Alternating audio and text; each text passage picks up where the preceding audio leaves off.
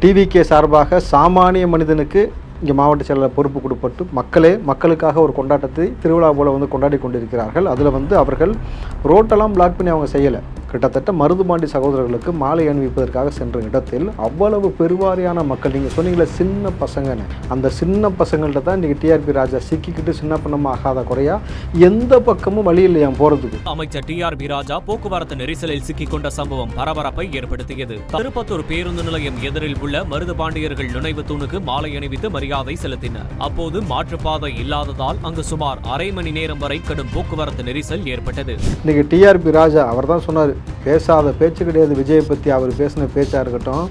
இந்த பக்கம் பார்த்தீங்கன்னாக்கா போன வாட்டி பெருவெள்ளத்தில் மக்கள் மாட்டிட்டு முழிச்சிருந்த பொழுது கோட்டு போட்டு வந்து பேட்டி கொடுத்தவர் அவர் தான். கிட்டத்தட்ட முதலமைச்சர் எடுத்த நடவடிக்கையால் அடுத்த நாள் தண்ணீர் வடிந்து விட்டது. கூச்சப்படாமல் போய் சொல்லக்கூடிய நபர் ஒரு ஆள் அவர். இன்றைக்கு அவர் வந்து எந்த பக்கமும் போக முடியாத ஒரு சூழல் ஏற்பட்டிருக்கு கிட்டத்தட்ட பார்த்தீங்கன்னா பொழுது. அப்போ இது உள்ளபடி இறங்கி போயும் பசங்கள்ட்ட கேட்க முடியாது, கிளம்பி போங்கடான்னு சொல்ல முடியாது. ஏன்னா அவர்கள் வந்திருக்கிறது மருதுபாண்டி சிலைக்கு மாலை போட. நீங்கள் அங்கே போய் கூட்டத்தில் ஏதாவது கை வச்சுன்னு சின்ன பசங்க, நீங்கள் விஜயை பற்றி பேசும் பொழுதே உங்களுக்கு வந்து மண்டை சூடாகி கிட்டத்தட்ட மண்டை சூடாகி மூளை குழம்புன மாதிரி எத்தனை தொகுதி இருக்குன்னு ஒரு அமைச்சருக்கு மறந்து போகிற அளவுக்கு போயிருக்குனாக்கா இப்போ தான் ராஜா வந்திருக்கோம். வந்ததுக்கே இவ்வளோ சூடாயிருச்சுனாக்கா இதுக்கப்புறம் வந்து சூடு அதிகமாக போச்சுன்னா அப்புறம் கத்தவும் முடியாமல் பொத்தவும் முடியாமல் கிட்டத்தட்ட நீங்கள் வந்து அல்லோலப்படக்கூடிய காட்சி தான் இனிமேட்டு தமிழ்நாட்டில் அரங்கேறணும் பொழுது. நீங்கள் கிட்டத்தட்ட பார்த்தீங்கன்னா துப்பாக்கியில் எப்படி ஒரு டீமாக எல்லாம் ஃபார்ம் பண்ணுவாங்க, அசம்பிள் ஆகி அதுக்கப்புறம் வேலையை முடிச்சுட்டு கிளம்புற மாதிரி இவங்க ஒரு டீமாக அசம்பிள் ஆகிறாங்க. அசம்பிள் ஆகி எல்லாத்தையும் பேசி தரவுகள் எல்லாம் பரிமாறினதுக்கப்புறம் on the spot let's go அப்படின்ன உடனே லெட்ஸ் கோன்னு சொன்ன உடனே டக்குன்னு பதிவுகள் வருது. டப்புன்னு அடிக்கிறானுங்க. எந்த மூலையிலேருந்து அடிக்கிறான்னு தெரியல. இன்னும் சொல்ல போனீங்கன்னாக்கா இவர்களுடைய எண்ணிக்கை அவர்கள் சொல்வது என்னன்னாக்கா ஆனால் சும்மா ட்ரைலர் மாதிரி பார்த்துட்டு உட்காந்துருக்குறோம்.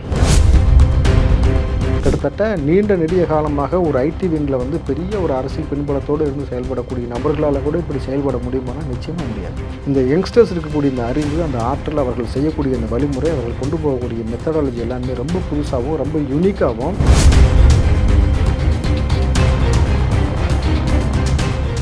டிஎன் மீடியா நேயர்களுக்கு வணக்கம். இன்று நம்முடன் நேர்காணலுக்காக காங்கிரஸ் கட்சியை சேர்ந்த ராவுதர் இப்ராஹிம் சார் இணைந்திருக்கார். வணக்கம் சார். வணக்கம் வினோத் சார். தமிழக வெற்றி கழகத்தில் மாவட்ட செயலாளர்கள் நியமனம் பண்ணிட்டு இருக்காங்க. அந்தந்த ஊரில் மாவட்ட செயலாளர் பதவி இருக்கும்போது அங்கே என்ன சிலை இருக்கோ, அதாவது தலைவர்களோட சிலைக்கு வந்து மாலை அறிவித்து மரியாதை செஞ்சுட்டு இருக்காங்க. திருப்பத்தூரில் மாவட்ட செயலர் ஒருத்தர் பதவி இருக்கும்போது அங்கே இருக்க மருதுபாண்டி அவரோட சிலைக்கு வந்து மாலை அணிவித்து மரியாதை பண்ணியிருக்காரு. இதில் வந்து பார்த்தீங்கன்னா ஒரு அரை மணி நேரம் போக்குவரத்து நெரிசல் ஏற்பட்டதுன்னு சொல்கிறாங்க. அந்த போக்குவரத்தில் வந்து பார்த்தீங்கன்னா டிஆர்பி ராஜா அவர்கள் வந்து சிக்கிட்டாருன்னு சொல்லப்படுது. ஆளுங்கட்சியில் இருக்க ஒரு அமைச்சரே வந்து பார்த்தீங்கன்னா போக்குவரத்து நெரிசல் ஏற்பட்டிருக்குன்னு சொல்லப்படுது. இது எப்படி சார் பார்க்குறீங்க?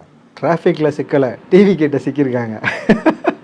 புரியுதா உங்களுக்கு? இனிமேட்டு இத்தனை ஆண்டு காலமாக நீங்கள் மன்னர் போக்கில் மன்னர்கள் இல்லாமல் ஊருக்குள்ளே வந்து ஊரில் வந்துக்கிட்டு எங்களை மக்களை நிற்க வச்சிங்களே, இன்றைக்கு டிவிகே சார்பாக சாமானிய மனிதனுக்கு இங்கே மாவட்ட செயலாளர் பொறுப்பு கொடுப்பட்டு மக்களுக்காக ஒரு கொண்டாட்டத்தை திருவிழா போல் வந்து கொண்டாடி கொண்டிருக்கிறார்கள். அதில் வந்து அவர்கள் ரோட்டெல்லாம் பிளாக் பண்ணி அவங்க செய்யலை. கிட்டத்தட்ட மருதுபாண்டி சகோதரர்களுக்கு மாலை அணிவிப்பதற்காக சென்ற இடத்தில் அவ்வளவு பெருவாரியான மக்கள், நீங்கள் சொன்னீங்களே சின்ன பசங்கன்னு, அந்த சின்ன பசங்கள்ட்ட தான் இன்றைக்கி டிஆர்பி ராஜா சிக்கிக்கிட்டு சின்ன பண்ணமாக ஆகாத குறையா எந்த பக்கமும் வழி இல்லையா போகிறதுக்கு. மாற்றுப்பாதை இல்லாமல் அரை மணி நேரம் நின்னே ஆக வேண்டிய ஒரு சூழல். நல்லா புரிஞ்சுக்கோங்க. இத்தனை ஆண்டு காலமாக எங்கேயோ ஒருத்தவங்க வராங்கன்ட்டு இங்கே பிளாக் பண்ணுவாங்க. டிராஃபிக் நீங்கள் கவனிச்சிட்டிங்களா? காலங்காலமாக நீங்கள் 2 ஆட்சியுமே எடுத்துங்களேன், அங்கே கிளம்பியிருப்பாங்க வீட்டிலேருந்து, இங்கேயே ரோடை பிளாக் பண்ணி நம்மளை போட்டு நிற்க வச்சு சாகடித்து எல்லா வேலையும் செய்யக்கூடிய நபராகத்தான் போய்கிட்டு இருந்துச்சு. ஆனால் இன்றைக்கு சாமானிய மனிதர்களுக்கு இன்றைக்கு டிவிக்கில் வந்து ஒரு அங்கீகாரம் கொடுக்கப்பட்டிருக்கிறது. அதை எந்த அளவுக்கு மக்கள் கூடி வரவேற்கிறார்கள். ஏன்னா அங்கே வந்த எல்லாருமே இளைஞர்கள், யங்ஸ்டர்ஸ், அவ்வளோ பேருமே வந்து அந்த கொண்டாட்டத்தில் கலந்துக்கிட்டு மருதுபாண்டி சகோதரர்களுக்கு மாலை அணிவித்து இன்றைக்கு அது மிகவும் முக்கியமாக பார்க்கப்பட வேண்டிய ஒரு அரசியல். என்னன்னாக்கா மருதுபாண்டி சகோதரர்கள்னால் யார் என்பது எத்தனை பேருக்கு தெரியும்? வேலு நாச்சியார்னா யாருன்னு எத்தனை பேருக்கு தெரியும்? அஞ்சலி அம்மாள்லாம் யாருன்னு தெரியும்? இந்த வரலாற்றை இன்றைக்கி யங்ஸ்டர்ஸ் வந்து கற்றுக்கக்கூடிய லெவலில் இன்றைக்கி விஜயுடைய முன்னெடுப்பு மிக பிரம்மாண்டமாக கொண்டு போய் சேர்க்கப்பட்டிருக்கு. இதில் இன்றைக்கி டிஆர்பி ராஜா அவர் தான் சொன்னார், பேசாத பேச்சு கிடையாது விஜயை பற்றி. அவர் பேசின பேச்சாக இருக்கட்டும். இந்த பக்கம் பார்த்தீங்கன்னாக்கா போன வாட்டி பெருவெள்ளத்தில் மக்கள் மாட்டிட்டு முழிச்சிருந்த பொழுது கோட்டு போட்டு வந்து பேட்டி கொடுத்தவர் அவர் தான். கிட்டத்தட்ட முதலமைச்சர் எடுத்த நடவடிக்கையால் அடுத்த நாள் தண்ணீர் வடிந்து விட்டது. கூச்சப்படாமல் போய் சொல்லக்கூடிய நபர் ஒரு ஆள் அவர். இன்றைக்கு அவர் வந்து எந்த பக்கமும் போக முடியாத ஒரு சூழல் ஏற்பட்டிருக்கு கிட்டத்தட்ட பார்த்தீங்கன்னா பொழுது. அப்போ இது உள்ளபடி இறங்கி போயும் பசங்கள்ட்ட கேட்க முடியாது, கிளம்பி போங்கடான்னு சொல்ல முடியாது. ஏன்னா அவர்கள் வந்திருக்கிறது மருதுபாண்டி சிலைக்கு மாலை போட. நீங்கள் அங்கே போய் கூட்டத்தில் ஏதாவது கை வச்சுன்னு சின்ன பசங்க. அங்கே இருக்க காவல்துறை என்ன சார் பண்ணாங்க? ஒரு அமைச்சர் வராருன்னு தெரிஞ்சுக்கிட்டே இப்படி பண்ணாங்களா? அமைச்சர் வராங்கன்னு தெரிஞ்சுக்கிட்டுலாம் இருக்கிறது கிடையாதுங்க. இங்கே ஒரு தலைவர்களுக்கு மரியாதை செலுத்துவதை தடுக்கக்கூடிய எந்த உரிமையும் உங்களுக்கு கிடையாதுன்னும் பொழுது, இங்கு ஒரு தலைவர்களுக்கு மாலை போட்டு வருவதை வந்து நீங்கள் பெருவாரியாக வந்து அடக்குமுறை கட்டவிழ்த்து விட முடியாது. ஏன்னா ஒரு தலைவரை கொண்டாடுவதற்காக அவங்க வந்திருக்கிறாங்க. இந்த இடத்துல வந்து டிஆர்பி ராஜா வந்து அந்த இடத்துல சிக்கிக்கொள்ளும் போது தான் இங்கே வந்து இது வந்து ஒரு செய்தியாக மாற்றப்படுகிறது. ஆனால் இதுவரைக்கும் நல்லா யோசிச்சு பாருங்கள். இது வரைக்கும் பார்த்தீங்கன்னா இந்த முதலமைச்சர் வந்தார், இந்த அமைச்சர் வந்தார், ரோடை பிளாக் பண்ணிட்டாங்க, இவ்வளவு மக்கள் மாட்டிக்கிட்டாங்க, இவ்வளவு குழந்தைகள் மாட்டிக்கிட்டாங்க, இவ்வளோ கர்ப்பிணிகள் மாட்டிக்கிட்டாங்க, இவ்வளோ முதியோர்கள் மாட்டிக்கிட்டாங்கன்றதெல்லாம் நிதர்சனமான உண்மை. ஆனால் செய்தியாச்சா? ஒருத்தர் அமைச்சர் மாட்டிக்கிட்டாரா, அது எவ்வளோ பெரிய செய்தி ஆகுதுனாக்கா இனி இது நாள்தோறும் தொடரும். இது போன்ற செய்திகள் உங்களுக்கு வரும். ஏன்னா நாங்கள் வந்து ரோடை பிளாக் பண்ணுறதுக்கு வரல, உங்களை வந்து தடுக்கிறதுக்கு நாங்கள் வரல. நாங்கள் எங்களுடைய மரியாதை செலுத்தும் நிமித்தமாக கிட்டத்தட்ட அங்கே போய் மாலை போட்ட ஒரு நபர் ஜோசப். இல்லை சார், நீங்கள் வந்து மாலை போடுற மாதிரியா இருந்தால் ஒருத்தவரோ 2 பேரோ போய் போடலாம் இல்லை சார். எதற்காக மக்களுக்கு வந்து நெரிசல் ஏற்படுற மாதிரி இந்த போக்குவரத்து டிராஃபிக்லாம் அதிகமாகுது இல்லை? மெரினா பீச்சுக்கு அந்த மாதிரியா போனாங்க? கலைஞர் சமாதிக்கு போகிறதுக்கு ஒரு ஆளாக போனாங்க? நான் கேட்குறேன். நீங்கள் ஒரு தலைவர்களுக்கு ஒருத்தர் தான் வந்து மாலை போடணுன்றது இங்கே சட்ட விதிமுறை கிடையாது. தலைவர்கள் இங்கே கொண்டாட தவறிய காரணத்தினால தான் ஊருக்குள்ளே இன்னைக்கு கலைஞர் மட்டுமே தலைவராக தெரிகிற மாதிரி எல்லாத்துக்கும் அவர் பேர். அப்போது இன்றைக்கு காலத்தின் தேவை ஏற்பட்டு இருக்கிறது. இதில் குறிப்பாக இன்னொரு விஷயத்தையும் பேசணும். ஒரு ஆட்டோ ஓட்டக்கூடிய ஒரு நபருக்கு மாவட்ட செயலாளர் பதவி கொடுக்கப்பட்டிருக்கிறது. எந்த அரசியல் கட்சி நீங்கள் எடுத்து காட்டுங்க பார்ப்போம். தமிழ்நாட்டில் இப்படி ஒரு அரசியல் கட்சி மாவட்ட செயலாளராக ஒரு ஆட்டோ ஓட்டக்கூடிய நபரை போட்டாங்கன்னு சொல்லி ஒரு செய்தி காட்டுங்க. உள்ளபடி இந்த இடத்துல வந்து இந்த இடத்துல வந்து விஜய் அவர்களையும் புசி ஆனந்த் அவர்களையும் பாராட்டணும். ஏன்னா புசி ஆனந்த் தான் அந்த தேர்வுக்குள்ளே இருக்கிற முக்கியமாக யாரெல்லாம் போடலாம் தேர்ந்தெடுக்கக்கூடிய வேலையை புசி ஆனந்த் செய்கிறார் பொழுது, ஒரு சாமானிய மனிதனாக இருந்தாலும் இத்தனை நீண்ட நெடிய காலமாக விஜய்க்காக அவர் வந்து பெரிய பயணம் பண்ணியிருக்கிறாரு. பொது வாழ்க்கையில் தன்னை ஈடுபடுத்தி கொண்டே வந்திருக்கக்கூடாது. அப்படின்னும் பொழுது உங்ககிட்ட பணம் இல்லாட்டியும் பரவாயில்ல, உனக்கு நாங்கள் பதவி கொடுக்குறோம். ஏன்னா அரசியல் செய்வதற்கு 2 விஷயம் ரொம்ப முக்கியம். ஒன்று படைபலம், இன்னொன்று பணபலம். உங்ககிட்ட பணபலம் இல்லாட்டி பிரச்சனை கிடையாது. படைபலம் உனக்காக வந்து நிற்கும். நீ தான் மாவட்ட செயலாளர் போன்னு சொல்லி போட்டு அனுப்பிச்சிருக்காங்கல்ல. கிட்டத்தட்ட கோயம்புத்தூரில் அந்த நபரை போட்டிருக்காங்க. பொழுது இப்படி ஒரு நிகழ்கால மாற்றம், இந்த நிகழ்காலத்தில் வந்து இப்படி ஒரு மாற்றத்தை ஏற்படுத்தக்கூடிய ஒரு பெரிய ஒரு கட்சியாக இன்றைக்கு வந்து டிவிக்கு வந்திருக்குனாக்கா உள்ளபடி விஜய் அவர்களை மிகப்பெரிய பாராட்டுக்கு உள்ளாக்கணும். ஏன்னா இது ஒரு சமூகத்தில் ஒரு மாற்றத்திற்கான விதையாக ஒரு புரட்சியாக எடுத்துக்கொண்டு வரப்படுகிறது. காலங்காலமாக கட்ட பஞ்சாயத்து பண்ணுறவன், அடிதடி பண்ணுறவன், வட்டிக்கு விடுறவன், பெரிய பெரிய லெவலில் வந்து கந்து வட்டி கொடுக்குறவன், பெரிய பணக்காரன், இந்த மாதிரி வந்து சொகுசு வச்சுருக்கிறவன், கோடி கோடியாக பணம் சேர்த்து வச்சுருக்கிறவன், தொடர்ச்சியாக அரசியல் பின்புலத்தில் இருக்கிறவன், இந்த மாதிரி நபர்கள்லாம் காலங்காலமாக பல நபர்கள் பல கட்சிகளில் வந்து மாவட்ட செயலாளர்களாக வந்திருக்கிறார்கள். ஆனால் முதல் முறையாக ஒரு சாமானிய மகனுக்கு இன்றைக்கு வந்து டிவிக்கு அங்கீகாரம் கொடுத்துருக்கணும் பொழுது, அப்போது நீங்கள் யார் வேண்டுமானாலும் உழைத்தால் எந்த இடத்திற்கும் இந்த கட்சிகள் வர முடியும். கிட்டத்தட்ட அதிமுக அந்த மாதிரியான ஒரு ஃபார்முலா இருந்தது. கட்சியில் வந்து அதிகப்படியான ஒரு உழைக்கக்கூடிய நபர், டீ கடையில் இருந்த நபர் தான் கொண்டு வந்து ஓபிஎஸை கொண்டு வந்து நீங்கள் முதலமைச்சரை உட்கார வச்சாங்க ஒரு காலத்தில் பொழுது. அப்போது எடப்பாடி அதே போல் தான் சாமானிய மனிதனாக இருந்து ஒரு முதலமைச்சர் பதவிக்கு வந்திருக்காரு. ஜெயலலிதா எங்கேயோ ஒரு நபர் திடீர்னு வந்து பெரிய லெவலில் வளர்ந்து வந்தாங்கன்னும் பொழுது, அப்போது அதை விட இந்த இடத்தில் நீங்கள் ரொம்ப பொருந்தி பார்க்க வேண்டியது, ஒரு ஆட்டோ ஓட்டக்கூடிய ஒரு நபருக்கு இப்படி ஒரு அங்கீகாரம் கிடைக்கப்பட்டிருக்கணும் பொழுது ஏன் விஜயை வந்து எம்ஜிஆருக்கு மாற்றாக பார்க்குறாங்கன்னு உங்களுக்கு புரியுதா? எம்ஜிஆரை விட ஒரு மாற்று சக்தியாக ஒரு பெரிய ஐக்கானாக இன்றைக்கு வந்து மக்கள் பார்க்கக்கூடிய ஒரு பார்வை என்னன்னாக்கா அதுக்கு நிதர்சனமான இது போன்ற விஷயங்கள் அந்த கட்சியில் நடந்து கொண்டு வருவதால் தான். அப்போது இது உள்ளபடி பாராட்ட வேண்டிய விஷயம். இந்த விஷயத்திற்காக மட்டும் இல்லாமல் டிவிக்கு எடுக்கக்கூடிய ஒவ்வொரு முன்னெடுப்பும் நீ பார்த்தீங்கன்னாக்கா விஜய் அவர்களுக்கு சொன்ன வார்த்தை, களத்திற்கு போக தயங்காதீர்கள். நீங்கள் நேரடியாக களத்திற்கு செல்லும் பொழுது இங்கு இந்த சமூகத்திற்கு கேடு விளைவிக்கக்கூடிய எந்த நபராக இருந்தாலும் டிவிக்கு சார்பாக வராங்கனாக்கா பயப்படணும். இந்த பயம் இன்றைக்கி எங்கேருந்து ஆரம்பிச்சிருக்கு தெரியுமா? டிவி டிபேட்லேருந்து ஆரம்பிச்சிருக்கு. டிவி டிபேட்டில் மூத்த பத்திரிகையாளர்கள் சொல்லக்கூடிய நபர்கள்லேருந்து பல அரசியல் விமர்சகர்லேருந்து பல கட்சி சார்பாக வரக்கூடிய நபர்கள், அண்டா குண்டா இது எல்லாமே இன்றைக்கி பார்த்தீங்கன்னா உள்ள கட்டன்னு அடி வாங்குது. ஏன்னா நீங்கள் இத்தனை ஆண்டு காலமாக தரவுகள் பெருசாக இல்லாமல் நீங்கள் உருட்டிகிட்டு இருந்தீங்க. பசங்க ஃபுல் அப்டேட்டில் கூட அடிஷ்னலாகவே பார்த்தீங்கன்னாக்கா ஆதாரத்தையும் எடுத்துகிட்டு வந்துடுறாங்க எவிடன்ஸோட. நீங்கள் அங்கே உட்காந்து அளந்து விடும்போது இந்த பேர் போன வாட்டி இந்த வாட்டி அளந்து விட்டேன்னு எடுக்கிறானுங்க. இந்த வாட்டி அளந்தியனு அண்டா குண்டா ஊரில் அதை கம்முன்னு உட்காருன்றானுங்க. ஸோ இந்த அடிக்கும் போது அவர்களுக்கு என்ன செய்வதுன்னு தெரியல. யங்ஸ்டர்ஸை பொறுத்த வரைக்கும் அவர்கள் பெரிய ஒரு குழுவாக சேர்ந்து பயணம் பண்ணிக்கிட்டு இருக்காங்க டிவிகேல அப்படின்னும் பொழுது இந்த அடி வந்து இனி தொடரும். 2026 வரைக்கும் கிடையாது, அதுக்கப்புறமும் தொடரணும் பொழுது. ஸோ அதுக்கப்புறம் பெருசாக திமுக வேலை இல்லைன்னு வச்சுங்களேன், தூக்கி கூப்பில் போட்டுருவாங்க, அப்புறம் பார்த்துக்கலாம். சார் நேற்று ஒரு நிகழ்ச்சியில் வந்து பார்த்தீங்கன்னா அமைச்சர் சேகர் பாபு வந்து பேசுகிறாரு. பேசும்போது என்ன சொல்கிறாருன்னா 200 தொகுதி அல்ல 224 நாங்கள் வின் பண்ணிடுவோம் அப்படின்னு சொல்கிறாரு. பொதுவாக எல்லாருக்குமே தெரியும் 234 தொகுதி இருக்குன்னு சொல்லிட்டு. ஆனால் அவர் வந்து 224ன்னு சொல்கிறாருல, அதை எப்படி பார்க்குறீங்க? சேகர் பாபு எதற்காக இப்படி சொன்னார்னு உங்களுக்கு தெரியுமா? யாரை மையப்படுத்தி சொன்னார் தெரியுமா? விஜயை மையப்படுத்தி சொல்கிறாரு. கிட்டத்தட்ட விஜய் வந்ததுக்கப்புறம் நான் சொன்னேன், யூ கேன் ஃபீல் தி ஹீட்டுன்னு. ஹீட் ஓவர் ஆகிடுச்சு போட்டுருக்கு, மண்டை மூளை வேலை செய்யலையான்னு தெரியல. பேசும்போது அவர் என்ன பேசுகிறான்றதுக்கான அந்த ஒரு புரிதலே இல்லாமல் ஒரு பேச ஆரம்பிக்கிறாங்கன்னா, அப்போ எந்த அளவுக்கு அடி இங்கே பலமாக இருக்குன்னு பாருங்கள்.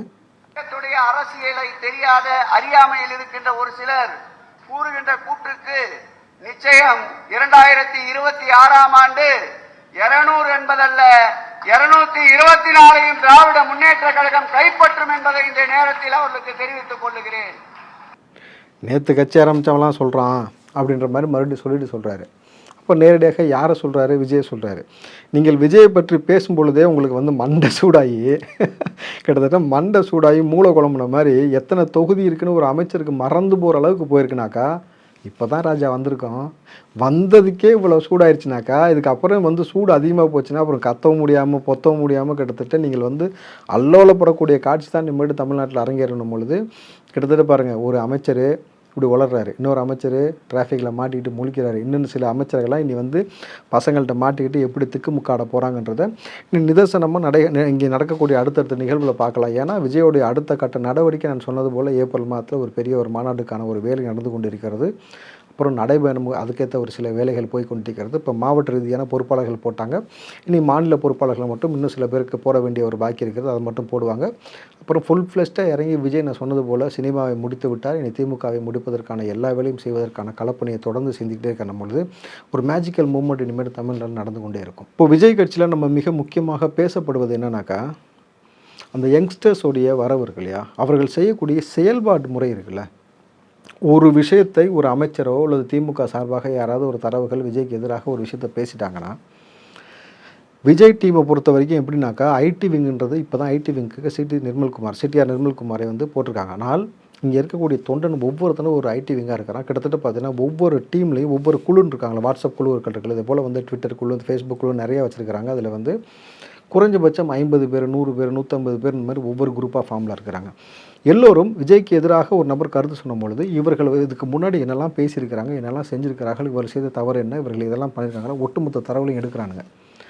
நைட்டு ஃபுல்லாக உட்காந்து பேசுகிறாங்க. அந்த குழுவில் உட்காந்து மாறி மாறி மாறி கான்வர்சேஷன் நடந்து அதை பற்றின தரவுகளை இவங்க யார் யார்ட்டெலாம் என்ன டேட்டா இருக்கோ எல்லாத்தையும் எடுத்து கொடுத்து அடுத்து பார்த்தீங்கன்னா அடுத்த 10 நிமிஷம் 1 மணி நேரம் தான் அந்த பேசி முடித்த உடனே அப்படியே ஸ்ப்ளிட் ஆகிடுறாங்க. நீங்கள் கிட்டத்தட்ட பார்த்தீங்கன்னா துப்பாக்கியில் எப்படி ஒரு டீமாக எல்லாம் ஃபார்ம் பண்ணுவாங்க, அசம்பிள் ஆகி அதுக்கப்புறம் ஒரு வேலையை முடிச்சுட்டு கிளம்புற மாதிரி இவங்க ஒரு டீமாக அசம்பிள் ஆகிறாங்க. அசம்பிள் ஆகி எல்லாத்தையும் பேசி தரவுகள் எல்லாம் பரிமாறினதுக்கப்புறம் on the spot let's go அப்படின்ன உடனே லெட்ஸ் கோன்னு சொன்னோம்னா உடனே டக்குன்னு பதிவுகள் வருது. டப்புன்னு அடிக்கிறானுங்க.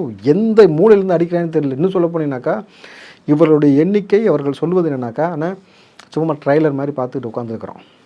தளபதி களத்தில் அடுத்து இறங்க அவருக்கான சப்போர்ட்டு திமுகவுக்கான அடி என்ன மாதிரி இருக்குன்னு பாருங்கள் அப்படின்ட்டு கிட்டத்தட்ட அந்த பல குழுக்கள் அவர்களுக்கு பேசக்கூடிய சில செய்தியெல்லாம் நானும் பார்த்தேன். அவர்கள் எப்படி பேசுகிறாங்க, என்ன கான்வர்சேஷன் பண்ணுறாங்க, என்ன மாதிரி பண்ணுறாங்கன்னு கேட்கும்போது பிரமிப்பாக இருக்குது. கிட்டத்தட்ட நீண்ட நெடிய காலமாக ஒரு ஐடி விங்கில் வந்து பெரிய ஒரு அரசியல் பின்புலத்தோடு இருந்து செயல்படக்கூடிய நபர்களால் கூட இப்படி செயல்பட முடியுமானா நிச்சயமாக முடியாது. இந்த யங்ஸ்டர்ஸ் இருக்கக்கூடிய இந்த அறிவு, அந்த ஆற்றல், அவர்கள் செய்யக்கூடிய அந்த வழிமுறை, அவர்கள் கொண்டு போகக்கூடிய மெத்தடாலஜி எல்லாமே ரொம்ப புதுசாகவும் ரொம்ப யூனிக்காகவும் ஸ்ட்ராட்டஜிக்கலாக எடுத்து அடிக்கும் போது இனிமேட்டு வந்து நீ பொய் சொல்கிறது, உருட்டுறது, நீங்கள் ட்ராமா பண்ணுறது எதுவுமே எடுபடாத சூழலில் போய்கொண்டிருக்கிறது. விஜய் இறங்க அவருக்கு பக்கபலமாக நாங்கள் இறங்குவோம். அவர்கள் சொல்லுவது எங்களை அணில் சொன்னாலும் சொல்லட்டும், நாங்கள் அணில் சொல்வதில் எங்களை பெருமை கொள்கிறோன்றோம். நாங்கள் ஒன்றும் பண்ணிக்கல, பண்ணிக்கூட்ட நாங்கள் கிடையாதுல இவர்கள் மாதிரி. நாங்கள் வந்து அணில்கள்னாக்கா எங்களுக்கு ரொம்ப பெருமை தான். நாங்கள் விஜய்க்கு அணிலாக நின்று உதவுகிறோம், எங்களுக்கு பதவிகள் தேவையில்லை அவர்கள் சொல்லக்கூடிய வார்த்தை. நான் பல நபர்கள் பல குழுக்கள்லேருந்து அவர்களுக்கு பேசும்பொழுது எங்கள்கிட்ட சொன்ன தகவல் என்னன்னாக்கா, எங்களுக்கு வந்து தேவையில்லை பதவியெல்லாம். நாங்கள் யாரை நேசித்தோம், எங்கள் அண்ணன் விஜயை நேசித்தோம். எங்கள் ஒவ்வொருவருடைய பேருக்கு பின்னாடி விஜேன்னு போட்டுக்கிறோம். எல்லோரும் இனிஷியலை தான் தம்பி போடுவாங்க, அவங்கவுங்க பேருக்கு முன்னாடி இனிஷியலை போடுவாங்க. ஆனால் இவர்கள் பேருக்கு பின்னாடி விஜேன்னு போட்டுக்கிறோம் எல்லாமே. என்னப்பா இது விஜேன்னு புதுசாக போட்டுக்கிறேன், ஏன்னா வீடியோ ஜாக்கியா ரேடியோ ஜாக்கியா அப்படின்ற மாதிரி நான் புரியாமல் நான் கேட்குறேன். இல்லைன்னா இது எங்களுக்கான கோட்வேர்டு மாதிரி விஜேன்னு போட்டால் எங்கள் அண்ணனே எங்களோட நிற்கிறாருன்ற மாதிரி, நாங்கள் எங்கள் அண்ணனோட நிற்கிறோம், இதுதான் எங்களுக்கான ஒரு ஃபார்முலா அப்படின்ற மாதிரி அதை ரொம்ப மகிழ்ச்சியோட பெருமையோடு ஆணவத்தோடு போட்டுக்கொண்டு அவர்கள் செய்யக்கூடிய அந்த வேலை இருக்குல்ல, எங்கள் அண்ணனுக்கு நாங்கள் நிற்கிறோம், நாங்கள் இது போல் தான் செயல்படுவோம். இனி எங்கள் அண்ணனுக்கு பக்கபலமாக நிற்கிறோம். பதவி என்பது எங்களுக்கு ஒன்றுமே பெருசே கிடையாது. அவரை ஆட்சியில் கொண்டு வந்து உட்கார வைக்கிறது எங்களுடைய கனவு, எங்களுடைய வேலைன்றானுங்க. இப்படி ஒரு வெறித்தனமான ரசிகர்களை இப்படி ஒரு ஒரு ஒரு ஒரு கூட்டத்தை வந்து நான் இது வரைக்கும் பார்த்தது கிடையாது. நம்மளும் நீண்ட நாள் அரசியலில் பயணம் பண்ணுறோம். எல்லா அரசியல் கட்சியோட தொடர்பும் இருக்குது. அவங்களோட ஐடி விங் எப்படி செயல்படும், எப்படி ஸ்ட்ராட்டஜிக்கல் மூவ் பண்ணுவாங்க, எலெக்ஷன் நேரத்தில் வேறு மாதிரி ஒரு வேலை செய்வாங்க. நான் எல்லாத்தையுமே கூடயே இருந்து களத்தில் இருந்து பார்த்துக்கேன். ஆனால் இது வந்து ரொம்ப ரொம்ப வித்தியாசமாக இருக்குது. நம்மளது சத்தியமாக சொல்கிறேன், விஜய் கொடுத்து வச்சுருக்கணும். இப்படி ஒரு ரசிகர்கள், இப்படி ஒரு தொண்டர்கள், இவ்வளோ வந்து உங்களை நேசிக்கக்கூடிய இந்த கூட்டத்தை நீங்கள் சம்பாரிச்சிருக்கீங்கனாக்கா விஜய் உள்ளபடி கொடுத்து வச்ச நபர். இது விஜய் நாளைக்கு அவர் சொன்னபடி நான் எதற்காக வந்திருக்கேன்னா, எனக்கு இந்த அன்பை கொடுத்த நபர்களுக்கு சரியான நேரத்தில் களத்தில் பக்கபலமாக அரணா வந்து நிற்கிறதுக்கு வந்திருக்கேன்னு இருக்கார்ல, இந்த காம்போ நிச்சயமாக தமிழ்நாட்டில் ஜெயிக்கணும். இல்லை சார், நீங்கள் இப்போ காம்பவுண்ட் சொன்னோன்னே எனக்கு ஒரு இன்னொரு விஷயம் தோணுது. என்னன்னா, இப்போ தமிழக வெற்றி கழகத்தில் அடுத்தடுத்த செயல்பாடுகள் என்ன மாதிரியாக இருக்கும்? எதற்காக கேட்குறேன்னா, இப்போ ஆதவர்ஜுனா, ஜான் ஆரோக்கியசாமி, அடுத்து சிடி நிர்மல்குமார், இவங்க 3 பேரும் இணைந்திருக்காங்க. அடுத்த செயல்பாடு எப்படி இருக்கும்? இவருடைய வேலையை தொடங்க ஆரம்பிச்சிட்டாங்க. இத்தனை ஆண்டு காலத்துடைய எக்ஸ்பீரியன்ஸ் கிட்டத்தட்ட பார்த்தீங்கன்னாக்கா, திமுக தொடர்ச்சியாக தோல்வியை சந்தித்த பொழுது தான் ஆதவர்ஜுனா உள்ளே வந்தார். இந்த ஸ்ட்ராட்டஜிக்கல் டீமை உருவாக்குனார். அப்புறம் பிரசாந்த் கிஷோரை கூப்பிட்டு வந்தார். அதுக்கு பின்னாடி பார்த்தீங்கன்னாக்கா, நம்ம பிரசாந்த் கிஷோரை மட்டுமே நம்பியிருக்க வேண்டாம், புதிதாக ஒரு நிறுவனத்தை தொடங்கணும்னு சொல்லி பெண்ணுன்னு சொல்லி இன்றைக்கி சபரீஷன் ஒரு நிறுவனம் வச்சிருக்கிறாரு. அந்த சபரீஷன் அந்த நிறுவனத்தை தொடங்குவதற்கே கிட்டத்தட்ட ஆதவர்ஜுனா மிக முக்கியமாக காரணமாக இருந்தார். அந்த ஸ்ட்ராட்டஜிக்கல் மூல ஒரு விடுதலை சிறுத்தை கட்சிக்கு எவ்வளோ ஒரு பிரம்மாண்டமான ஒரு கூட்டத்தை போட்டு ஒரு மாநாடு நடத்தி காமிச்சார். எல்லாமே தெரிஞ்சதுக்கப்புறம் இன்றைக்கி 2 கட்சியிலுடைய பொலிட்டிக்கல் ப்ரெஷர் இந்த பக்கம் இருக்குது. எது இந்த பக்கம் பார்த்திங்கனாக்கா, பிஜேபியோட ப்ரெஷரும் டிவிகேக்கு இருக்குது, டிஎம்கேவோட ப்ரெஷரும் டிவிகேக்கு இருக்கணும் பொழுது இவர்களை சமாளிக்கக்கூடிய யுக்தி எப்படி வந்து நம்ம கொண்டு போய் 2026 இந்த கட்சியை வந்து ஆளும் கட்சியாக உட்கார வைக்க வேண்டிய வேலை செய்யணும், எப்படி தொண்டர்களை உள்ளே கொண்டு வரணும், ஒரு ஐடி விங்காக நின்று நம்ம எப்படி செயல்பட்டு இந்த விஷயத்தை வந்து மக்கள்கிட்ட கொண்டு போய் சேர்க்கணும். இந்த மாதிரியான ஸ்ட்ராட்டஜிக்கல் மூலம் உட்கார்ந்து தொடர்ச்சியாக அவர்கள் பேசி அடுத்த கட்ட நகர்வை செஞ்சுக்கிட்டே போகிறாங்க பொழுது கட்சி ஒரு பிரம்மாண்டமான வளர்ச்சியை நோக்கி போய் கொண்டிருக்கிறது. நீங்கள் விரும்பினாலும் விரும்பாவிட்டாலும் விஜயை வந்து இனி தவிர்க்க முடியாத தமிழ்நாட்டில் மிக முக்கியமான தலைவர்கள் பட்டியலில் வந்துட்டார். இனி வந்து நிரந்தரமான தலைவராகவும் கிட்டத்தட்ட பார்த்திங்கனாக்கா, ஒரு எம்ஜிஆர் இருக்கும் வரை எப்படி எம்ஜிஆரோ அதுபோல் வந்து இனி வருங்காலத்தில் விஜய் அவர்கள் இருக்கும் வரை விஜய்தான்ற மாதிரியான ஒரு மூவை கொண்டு போகிறதுக்கான எல்லா வேலையும் செய்து கொண்டிருக்காங்க. நம்மளது டிவிக்கோட வெற்றி உண்மையாலுமே வந்து பிரகாசமாக இருப்பது தெரிகிறது. எங்களோடு இணைந்து பல்வேறு தகவலை பயந்ததற்கு மிக்க நன்றி சார். நன்றி வினோத்.